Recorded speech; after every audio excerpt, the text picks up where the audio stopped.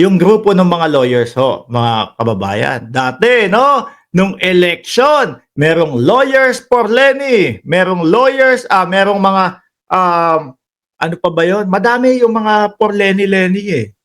Dati asaran ho, mga kababayan. Ngayon, eto may lawyers naman po. Lawyers versus Sara Duterte naman ho, mga kababayan. Sabi ni Perold Ray, Micaelo, Regencia, I am from Mindanao at natauhan na ako sa mga katotohanan, no to Duterte. O di ho ba? Salamat po, Perold Ray. Ito naman ho, mga kababayan, BP not above the law. Lawyers versus Inday Sara Duterte naman ho to, mga bossing. Emotera 23, Bisacol here.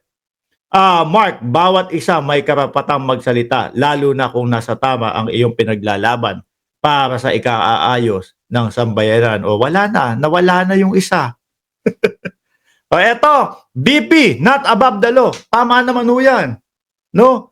Lawyers Group urges House to act on impeachment complaint versus Sara Duterte. Yung mga lawyer naman natin nagmamadali. Sir, mga ma'am, saglit lang, no?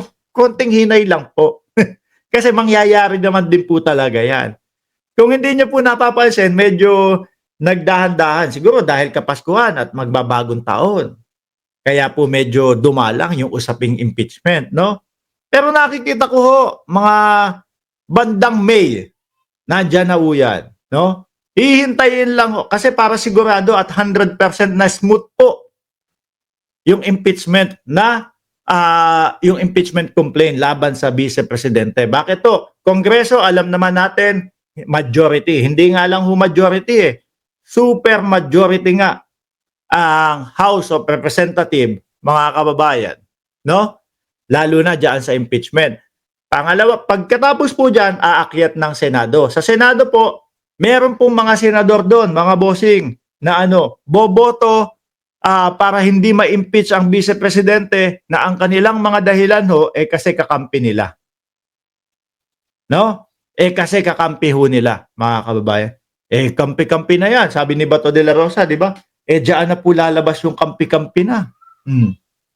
Hindi po nila iboboto kasi ito yung investigasyon eh. Kasi ito lumabas sa investigasyon. Kasi ito yung mga ebidensya. Hindi po yun yung pagbabasihan. Kampi-kampihan. Ano ho, mga bossing? So, hihintayin lang, sa nababasa ko ho nababasa ko, hihintayin na magkaroon, matapos yung eleksyon, matanggal yung mga boboto ng dahil kakampi nila ang Vice Presidente, hindi para sa bayan, hindi para sa mamamayang Pilipino. Pag natanggal ho yun, smooth sailing na.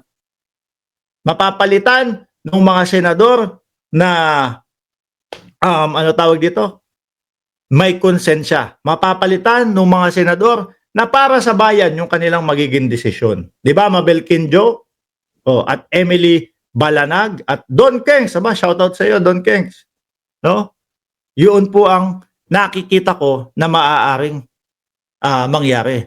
Pero ito, bago ho sa akin to, yung BP na yung lawyers group urge House to act to impeachment. Baka kapag ka na-visit ho itong mga ito, ito ang panglima na maghain ng impeachment kay Vice Presidente.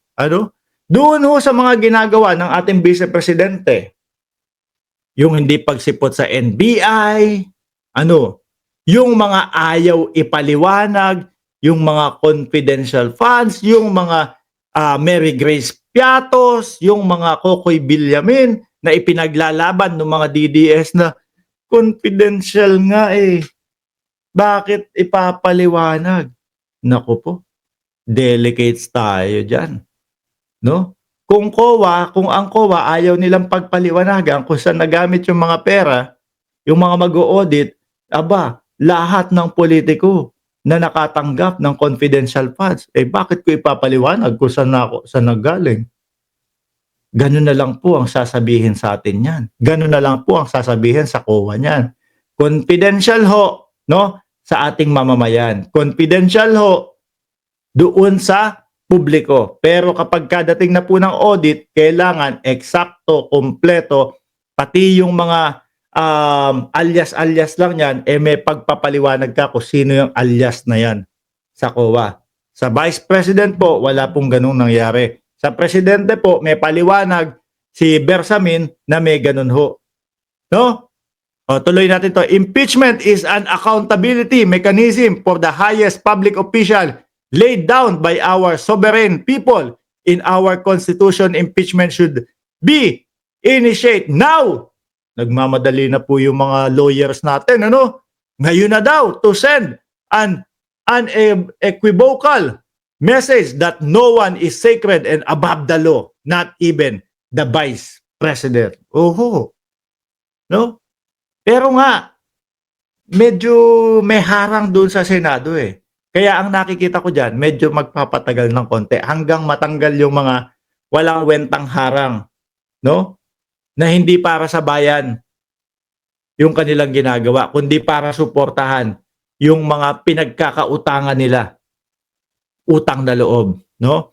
The UPLM is one of the complainant. Oh, sila na pala. No? Kasama pala sila doon sa third complainant ng impeachment, no, filed against Duterte before the office and House Secretary General Reginald Velasco. Apat na ho, di ba? Mga bossing? UPLM consistently object to the misuse of public funds and lack of public accountability and transparency anchored on its firm commitment to promoting and defending democracy, peace, and justice, and truth. Yarino. No? Kaya nga ho, mga kababayan, lagi ho nating sinasabi, no? Ngayon, tahimik. No po, ngayon tahimik. Bakit? Pasko, bagong taon, madaming party. Pero pagsapit po, nakikita ko, unang Lunes ng January, mga kababayan. Unang Lunes ng January, matataranta na po yung mga yan. No? Kung ano-ano na po.